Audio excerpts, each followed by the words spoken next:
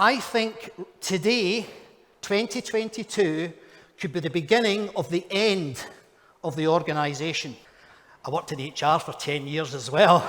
I try to see to the horizon of technology, biotechnology, nanotechnology, and I really try not to do what the futurists do. I don't tend to go over the horizon. I try to stay just at the edge of that horizon, because if you go over the horizon, it goes all sci-fi.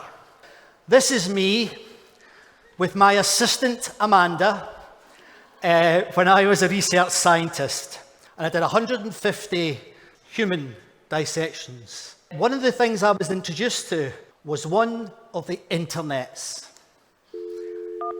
Some of you might remember this sound.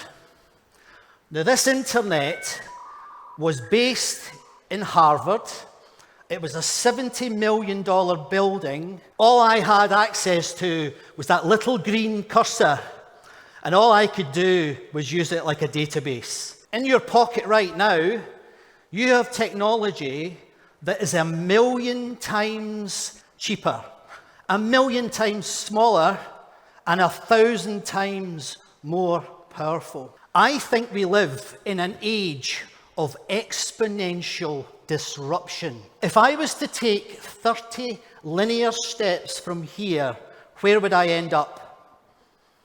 Halfway down the hall.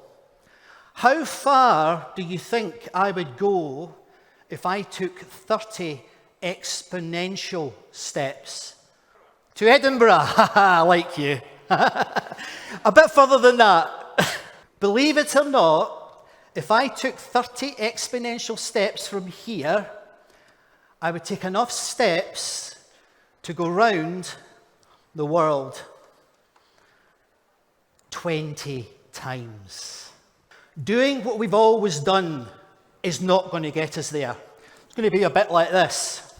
This is from Glasgow. This is one of the motorways that they never finished. And they call it the ski jump. And I think that if we continue going at the rate we're going just now, we don't change the way we do business, we're going off that ski jump. And you'll look like Boris here. That's what it will feel like. It will be terrible. I lecture at the University of Oxford, and I ask them how many of you are dealing or trading in cryptocurrencies.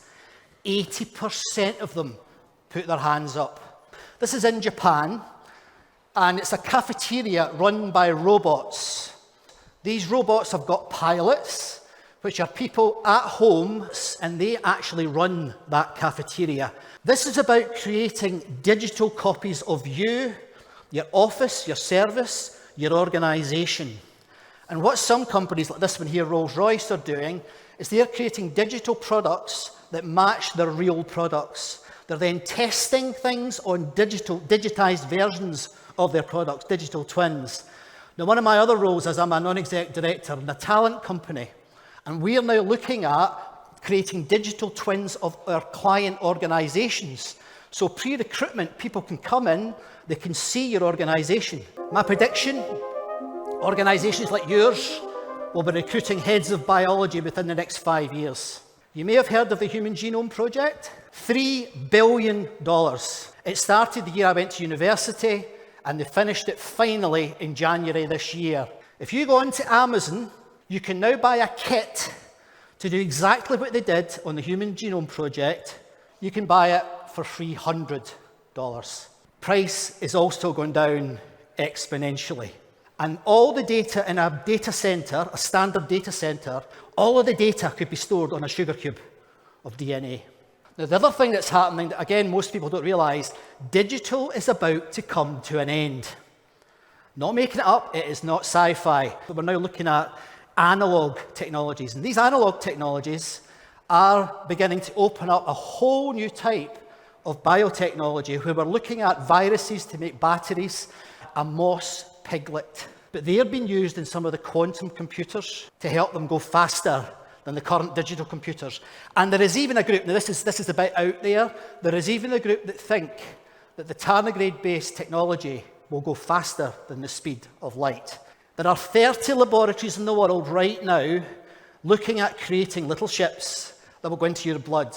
And these little ships, like this one that looks like a fish, these little ships sniff out cancer before it is what they call overt. It's called covert cancer. My colleague at Bristol University says that she thinks cancer will be gone, most cancers will be gone within 10 years. There's a toxin that I think we need to remove from our organisations. It's key performance indicators. I can't stand the bloody things. But you know what I'm going to give you as a solution for this? I'm going to give you a KPI. I call it the golden KPI. Everything you do, including listening to the Curly Scotsman, should be time well spent.